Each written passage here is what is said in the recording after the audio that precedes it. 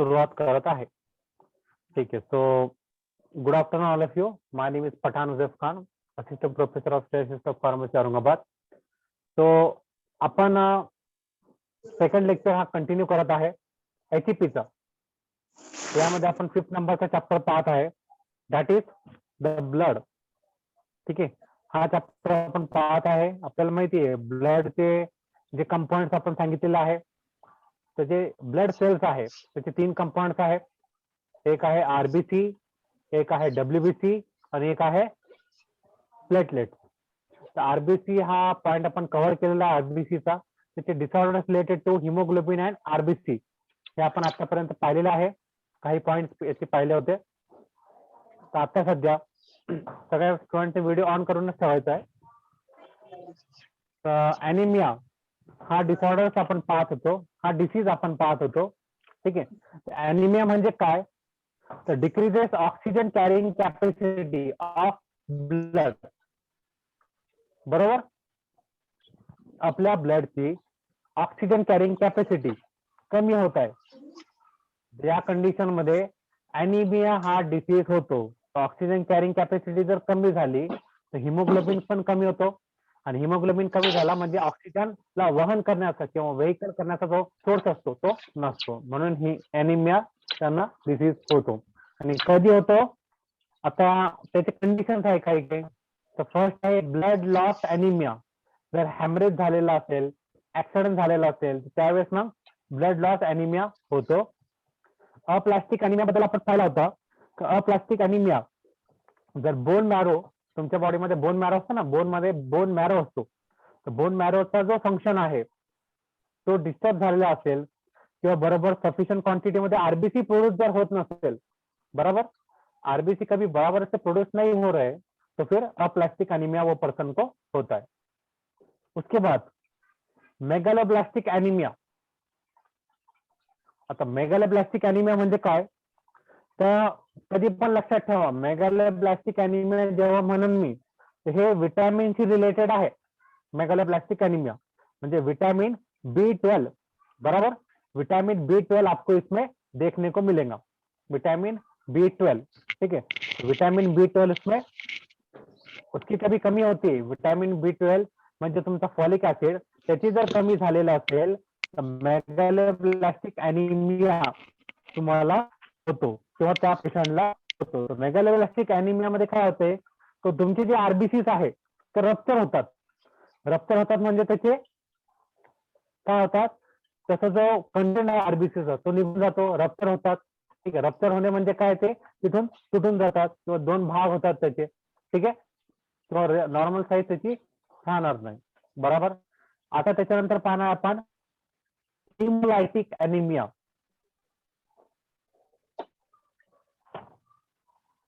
Right down haemolytic anaemia. आता haem म्हणजे काय सांगा? हिम बोले तो क्या? आइस. हिम म्हणजे नॉन प्रोटीन आणि लायटिक नॉन प्रोटीन. हा नॉन, बरोबर, नॉन प्रोटीन किंवा आयरन आहे. आणि हिमला अजून एक वर्ड आहे ब्लड. ठीक आहे. नॉर्मली यूज केलं जातं पाहतो ना आपण. तर हिम म्हणजे नॉन प्रोटीन आयरन तर आहेच, पण हिम म्हणजे ब्लड पण आहे है ना, आपले RBCs पण आहे. तर लायसिस म्हणजे काय? ब्रेकडाऊन. बरोबर. तर ॲबनॉर्मल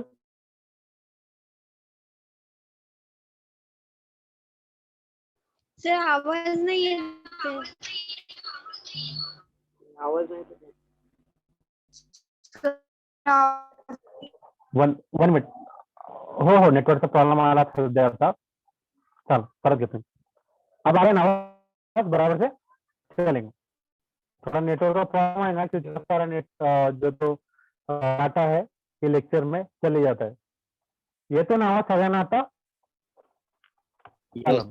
हिमोलायटिक ॲनिमिया म्हणजे काय?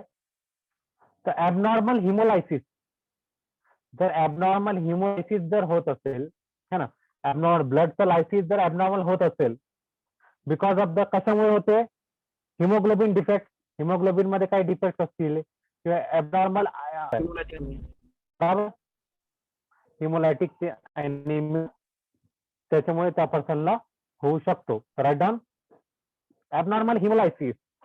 Right down abnormal हिमोलायसिस.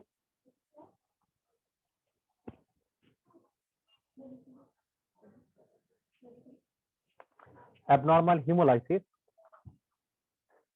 because of hemoglobin defect, comma abnormal RBC enzymes,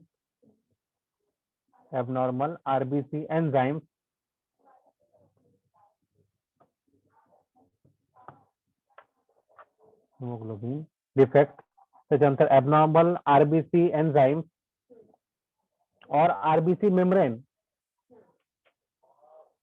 त्याच्यामुळे काय होईल, हिमोलायटिक अॅनिमिया त्या पर्सनला होऊ शकतो. बराबर, ठीक है. अब उसके बाद लिखो आयरन डिफिशियंसी एनीमिया.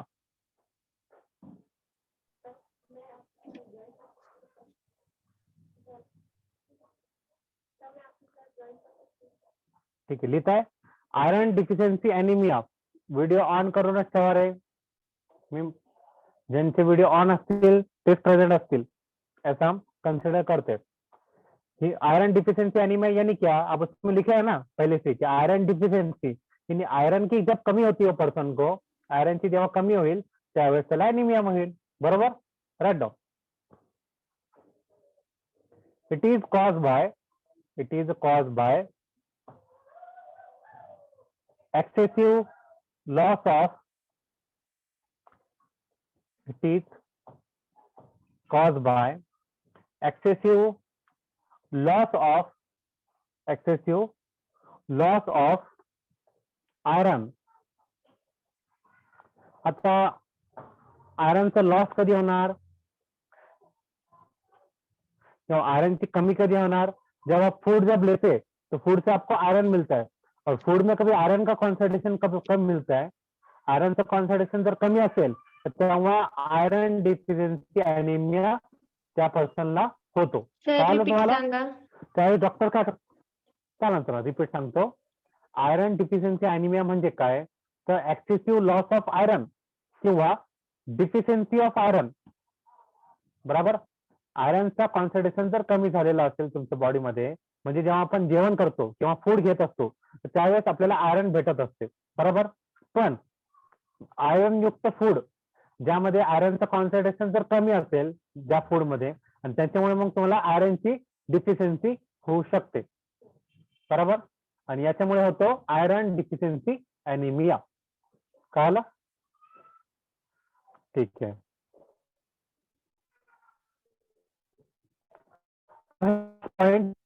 एनिमियाचा 6 एनिमियाचे टाइप्स आहेत. त्याच्यामध्ये 6 त्यामधून 5 आपण डिस्कस केले. तर 6वा पॉइंट आहे सिकल सेल एनीमिया. 6 पॉइंट लिखो, 6 type of anaemia. Sickle cell anaemia.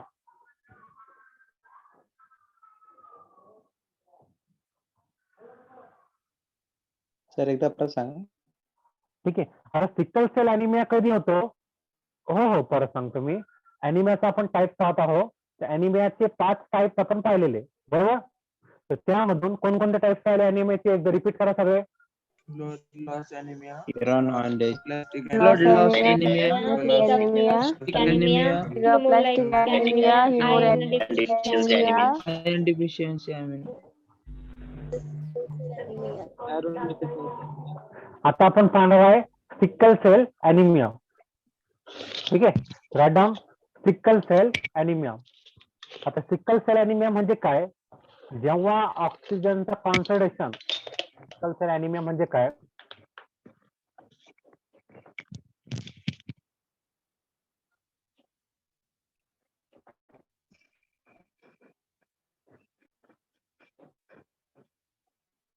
Screen share करून स्टार्ट करतो. ठीक आहे, थोडासा नेटवर्कचा प्रॉब्लेम येतो साईन दुपारी. हाँ, आता सिकल सेल एनीमिया बोले तो क्या का ऑक्सीजन का कॉन्सन्ट्रेशन कभी कम होता है, बरोबर. पण माहिती ना ऑक्सिजनचा सप्लाय जर कमी झाला तर त्यावेळेस सिकल सेल ॲनिमिया प्रोड्यूस होतो. ठीक आहे.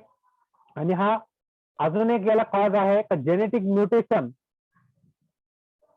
जेनेटिक म्युटेशन मुळे तुमचा जो ग्लोबुलिन आहे, हिमोग्लोबुलिन जे आहे ना, त्याच्यामध्ये globulin genetic mutation of the amino acid, याच्यामुळे ग्लोबुलिन फॉर्म होत नाही, म्हणजे हिमोग्लोबिन फॉर्म होत नाही तुमच्या ब्लड मध्ये. आणि त्याच्यामुळे ऑक्सिजन जो कॅरिंग कॅपॅसिटी बॉडीची ती कमी होऊन जाते. आणि त्याच्यामुळे मग काय होईल, सिकल सेल ॲनिमिया प्रोड्यूस होतो. Right down. सर काही मुलं ऍड व्हायचे पाहिजे. हो करतो ऍड. सांग त्यांना म्हणा परत ऍड व्हा, कारण सध्या मला ते वेटिंग लिस्ट मध्ये दिसत नाही. ठीक आहे. ते लिहा due to genetic mutation. Due to genetic mutation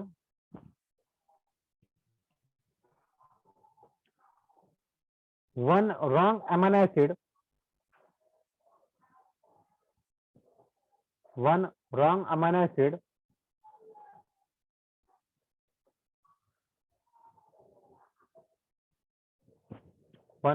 amino acid is not formed.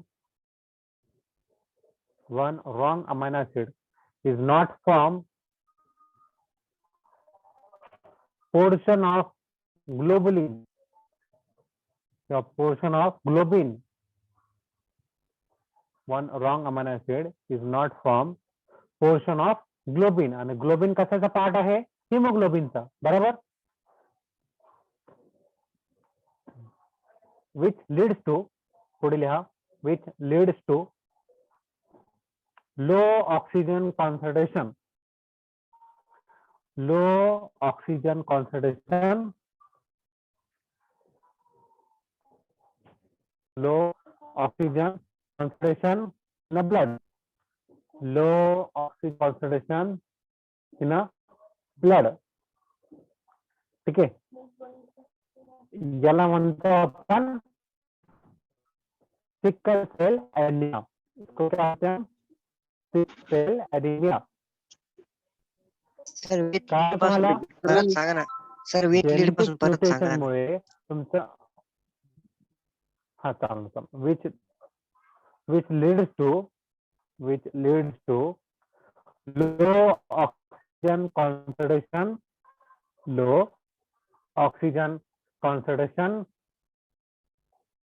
leads to low oxygen concentration in the blood. ठीक आहे. हा झाला sickle cell anaemia. Genetic mutations मुळे रॉंग अमायनो ऍसिड फॉर्म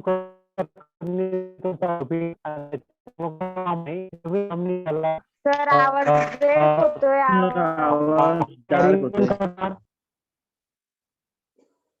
आवाज ब्रेक होतो sir खूप. Break होतं baby.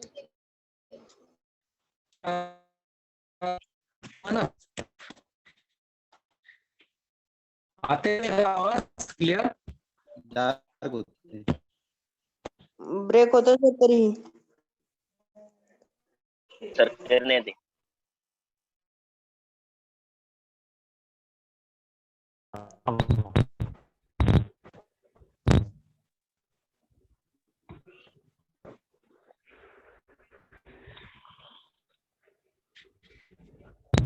आता येतोय. Yes, sir. हा आता हो, sir. आ रहा है सबको क्लियर आवाज. हा आता ब्रेक होता आवाज तरी पण. नाही येत सर आवाज काहीच.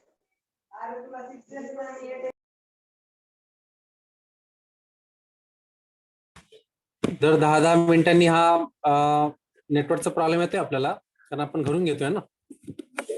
सॅटर्डे आणि संडेला लॉकडाऊन आहे औरंगाबाद मध्ये, त्याच्यामुळे आपण घरून घेतोय, त्याच्यामुळे असा प्रॉब्लेम येऊ शकतो.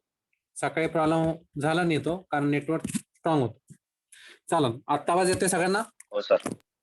येतोय सर पण चालेल. ब्रेक होतोय. आता लिहा हिमोलायसिस. आता लिहा बी हिमोलायसिस. आता ए अॅनिमलचा पार्ट झालेला आहे. आता लिहा हिमोलायसिस.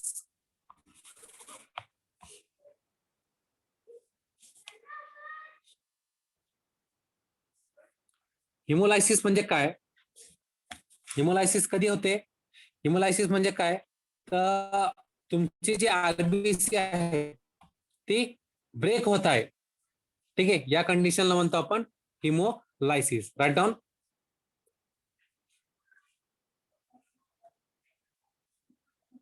The breakdown of RBC, the breakdown of RBC,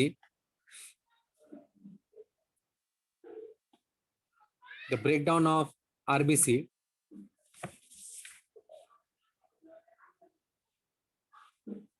the breakdown of RBC due to hypotonic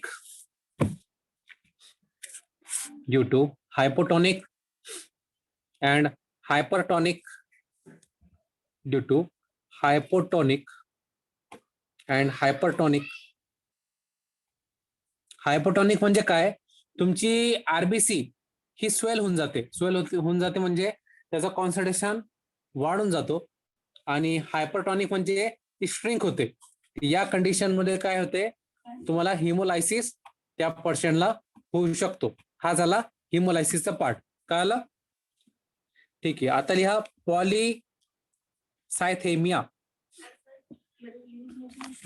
पॉलीसायथेमिया. आता पॉली म्हणजे काय? आवाज येतो ना सगळ्यांना? ठीक. पॉली म्हणजे काय? तर एकापेक्षा जास्त. पॉली. सायथेमिया म्हणजे काय? तर ब्लड सेल्स. बरोबर. एकापेक्षा मल्टिप्लिकेशन जास्त होईल म्हणजे जितकी गरज आहे आरबीसीची त्याच्यापेक्षा जास्त कॉन्सन्ट्रेशन मध्ये आरबीसी ब्लड मध्ये वाढून जातात. आणि या कंडिशनला म्हणतो आपण पॉलीसायथेमिया.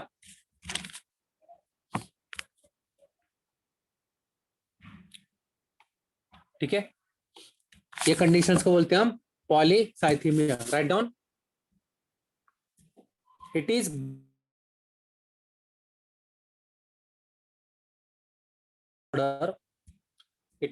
disorder when it is blood disorder when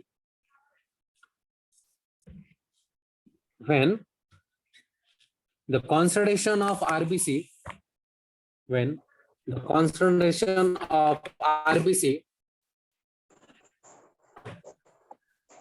is increases in the blood.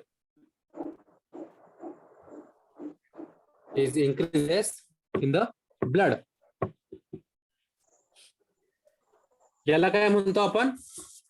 पॉलीसायथेमिया. इसकी वजह से क्या होता है कि आपके ब्लड सेल्स आरबीसी चे जे सेल्स आहे ते वाढून जातात.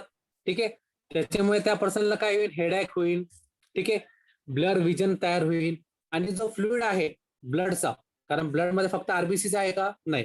जो फ्लुइड आहे तो आरबीसी कडे चालला जाईल म्हणजे ब्लडचा व्हॉल्यूम कमी होतो.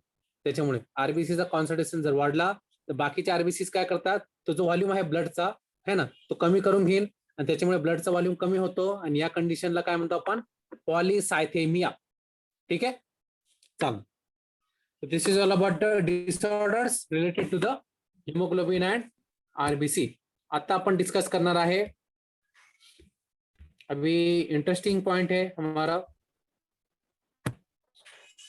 जो आपण आता डिस्कस करणार आहे.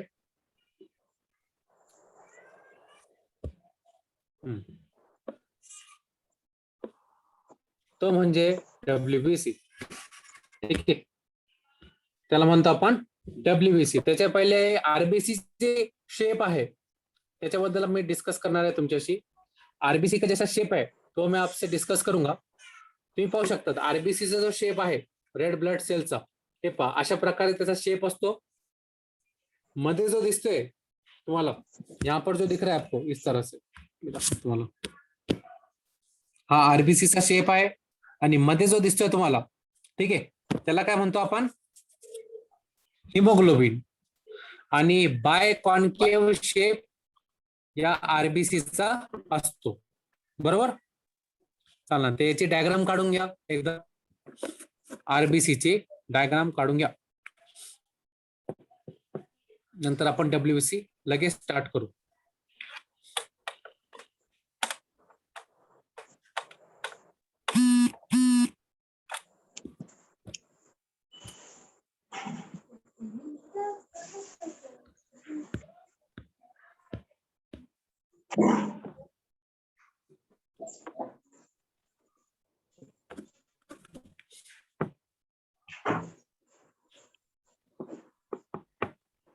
डायग्राम काढल्यानंतर मला सांगा, जास्त टाइम लागणार नाही त्याला. 1 मिनिटात डायग्राम काढून घ्या. आणि सर काढली का? ठीक आहे. तर RBC ची डायग्राम होती आणि यामध्ये हे बाय कॉन्केव शेप आहे तिचा. दोन्हीकडे त्याचा शेप कॉन्केव आहे. ठीक आहे. त्याच्यानंतर जो मध्ये जो डॉट दिसतोय किंवा सर्कल दिसतोय याला काय म्हणतो आपण? हिमोग्लोबिन. RBC मध्ये तुम्हाला माहिती आहे का न्यूक्लियस प्रेझेंट नसतो RBC मध्ये, पण तुमच्या WBC मध्ये म्हणजे ल्युकोसाइट मध्ये न्यूक्लियस प्रेझेंट असतो. कळलं? हा डिफरन्स आहे तुमच्या RBC आणि WBC चा. Down WBC, down WBC. WBC ला अजून एक वर्ड आहे. क्या वर्ड है उसको? ल्युकोसाइट्स. ठीक आहे. WBC चा अजून एक वर्ड आहे ल्युकोसाइट. तर त्यामध्ये सर्च केलेलं आहे की या ला न्यूक्लियस प्रेझेंट असतो, बरोबर, आणि हिमोग्लोबिन अबसेंट असतो. त्याच्या विरुद्ध जर RBC बद्दल सांगायचं असेल तर कसं सांगा मी? बोलो.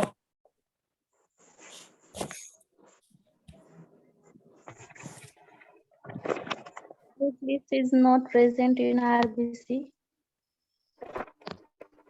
Nucleus is not बरोबर. present in RBC and hemoglobin is present in RBC. बरोबर. याच्या अपोजिट न्यूक्लियस WBC मध्ये प्रेझेंट आहे, RBC मध्ये अबसेंट आहे. हिमोग्लोबिन WBC मध्ये अबसेंट आहे आणि RBC मध्ये प्रेझेंट. Present. हे दोघांचं डिफरन्सिएशन लक्षात ठेवायचं. ठीक आहे. एक्झाम मध्ये पण विचारला जातो. आता WBC हे WBC, RBC जे पण सेल्स असतात तुमच्या बॉडीमध्ये ते कुठे प्रोड्यूस होतात? तुमच्या रेड बोन मॅरो मध्ये प्रेझेंट असतात. ठीक आहे. Bone marrow. तुमचा जो बोन असतो, बोन मध्ये जी पोकळी असते किंवा बोन मध्ये जो मटेरियल असणार है, ठीक है, उसको क्या बोलते हैं हम?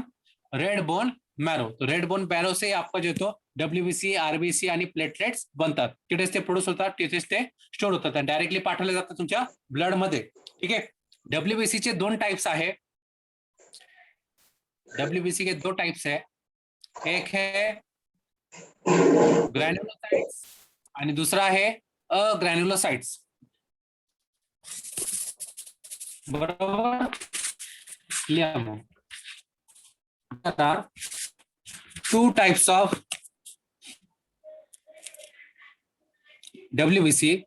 One is granulocytes and second is agranulocytes. आता ग्रॅन्युलोसाइट्स म्हणजे काय? तर माइक्रोस्कोप में जेव्हा अपन एग्जामिनेशन करतो, ठीक है, माइक्रोस्कोप के अंदर में हम जब एग्जामिनेशन करते हैं ये सेल का, तो जिसमें आपको डायरेक्टली ग्रैन्यूल्स दिखाई देते हैं माइक्रोस्कोप में, तो उसको बोलते हैं हम ग्रॅन्युलोसाइट्स. जैसे न्यूट्रोफिल आहे, एओसिनोफिल आणि बेझोफिल, हे 3 एक्झाम्पल्स आहेत ग्रॅन्युलोसाइट्सचे. आणि त्यामध्ये ग्रॅन्युल्स असतात प्रेझेंट, पण खूप बारीक असतात, दिसत नाही आपल्या मायक्रोस्कोप मध्ये. याला म्हणतो आपण अग्रॅन्युलोसाइट्स. त्याचे एक्झाम्पल आहे लिम्फोसाइट्स आणि काय आहे? मोनोसाइट्स. हे 2 एक्झाम्पल्स आहे अग्रॅन्युलोसाइट्सचे. लिहून घ्या मग एक्झाम्पल्स. ग्रॅन्युलोसाइट्सच्या खाली लिहा न्यूट्रोफिल्स, एओसिनोफिल्स आणि बेझोफिल्स. अग्रॅन्युलोसाइट्सच्या खाली लिहा लिम्फोसाइट्स आणि मोनोसाइट्स.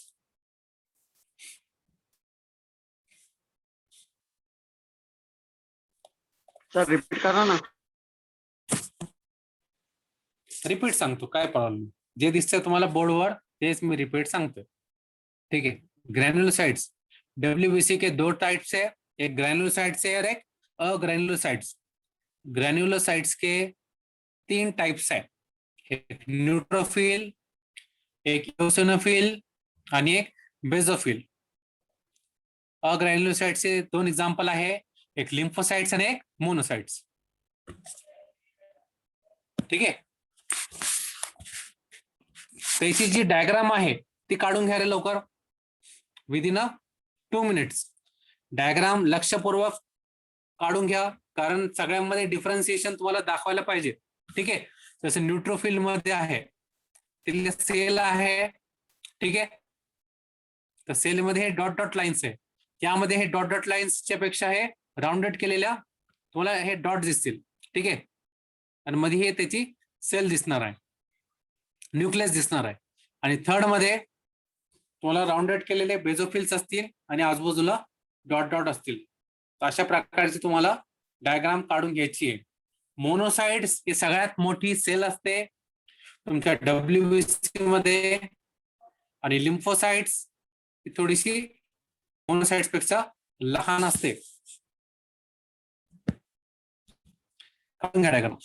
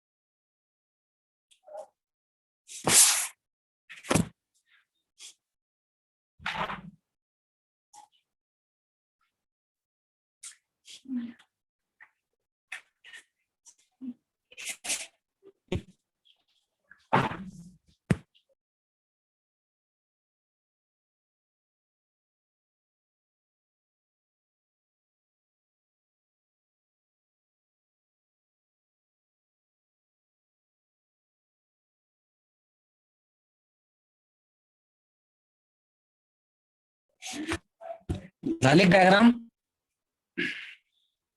हो सर झाली. हा, बाकीचे स्टुडंटचे पण झाले ना डायग्राम काढून?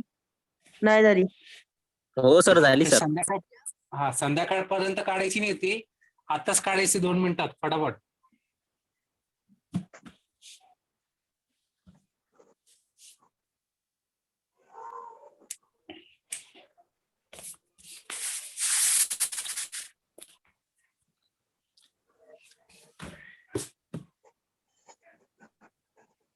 ठीक आहे, चालेल.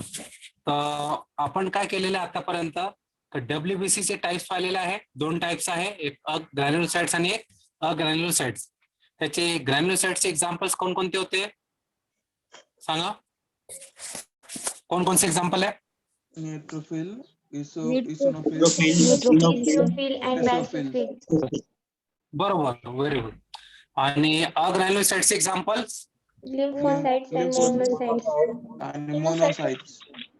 बरोबर, ठीक आहे. हे त्याचे एक्झाम्पल झाले. आता आपल्याला माहिती आहे का आरबीसीचा काउंट केला होता आपण, आरबीसीचा काउंट किती असतो नॉर्मल मध्ये? तर WBCचा पण एकदा काउंट लिहून घ्या. Normal count of WBC, normal count of WBC, normal count of WBC. आता मी इथे बोर्डवर पण दाखवते तुम्हाला. कितना होता है? 5000 to 10,000. ठीक है, 5,000 to 10,000 cells, 5,000 to 10,000 cells per millimeter cube, per millimeter cube.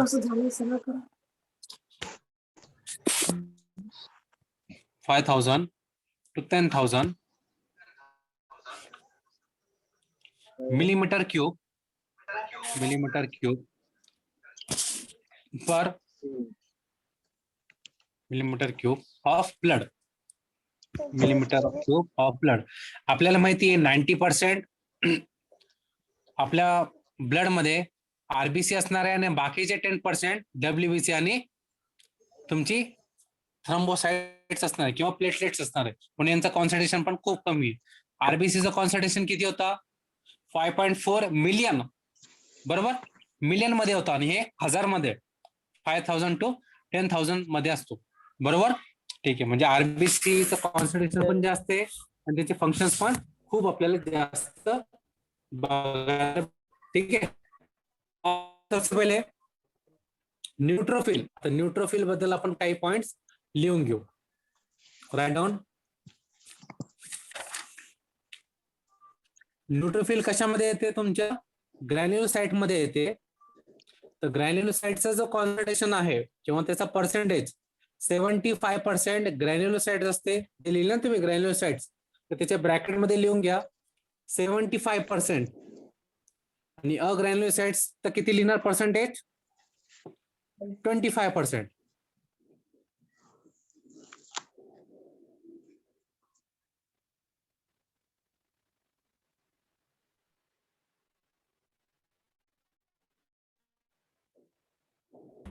ठीक आहे, 10 मिनिटाचं आपण लेक्चर घेऊ. ठीक आहे, नाही परत सांगतो बेटा काय पण. हे पहा, ग्रॅन्युलोसाइटचा कॉन्सन्ट्रेशन 75% आणि अग्रॅन्युलोसाइटचा कॉन्सन्ट्रेशन 25%. कळालं? ठीक है, अब सबसे पहले हम देखेंगे neutrophils. Right on first is neutrophils. Short मध्ये बघत चालू आपण. ठीक आहे, ज्याच्यासाठी जी बुक रेफर करायची आहे तुम्हाला ती कोणती यूज करायची? राहुल फाटे. ठीक आहे, किंवा एव्ही यादव तुम्ही यूज करू शकतात. हे दोन बुक तुम्ही रेफर करायची आहे.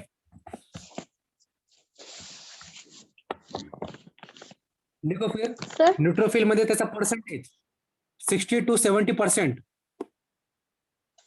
60 to 70% म्हणजे ग्रॅन्युलोसाइट मध्ये 60 to 70% कॉन्सन्ट्रेशन असणार आहे तुमच्या न्यूट्रोफिलचा.